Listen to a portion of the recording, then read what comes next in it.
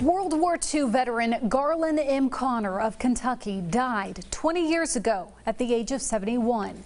But this afternoon at the White House, his 89-year-old widow accepted a Medal of Honor on his behalf from President Trump. KETK's Washington correspondent Bree Jackson has tonight's report. Pauline Connor says her husband, the hero, deserved this moment. Something he should have done in his lifetime. First Lieutenant Garland Connor was 71 when he died in 1998.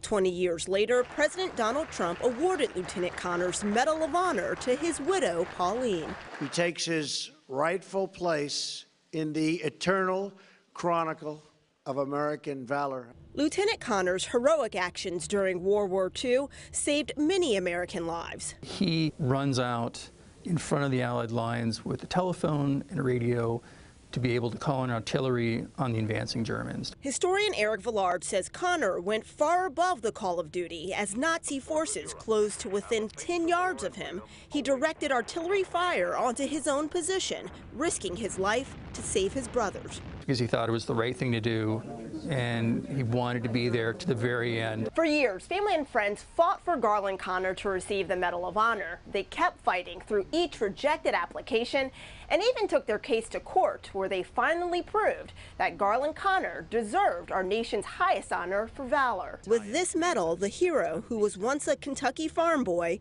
becomes one of the most decorated soldiers in U.S. history. From humble beginnings, greatness comes. And this is a legacy for our soldiers to remember. For Pauline, it's a reminder of her humble hero and the values he believed in and fought for. In Washington, Bree Jackson, KETK News. Vigil was held tonight for Demarion Williams, the 11-year-old boy who was hit on Highway 271 last week. Family and neighbors gathered at Eagle Creek Ranch to remember and pray for Williams and his family. Candles were lit as those who knew him and loved him talked about him, and also spoke about sentiments of sorrow and love to his mother, who was attending, along with his siblings. The event was organized by Diana Taylor, who works there at Eagle Creek Ranch. Demarion was friends with a lot of our tenants' children out here. He went to school with them, and he come over and he would just play and have a good time, and this was closure for our kids. Now, there were a lot of tears and hugs as that vigil ended, and the funeral for Williams will be on Wednesday.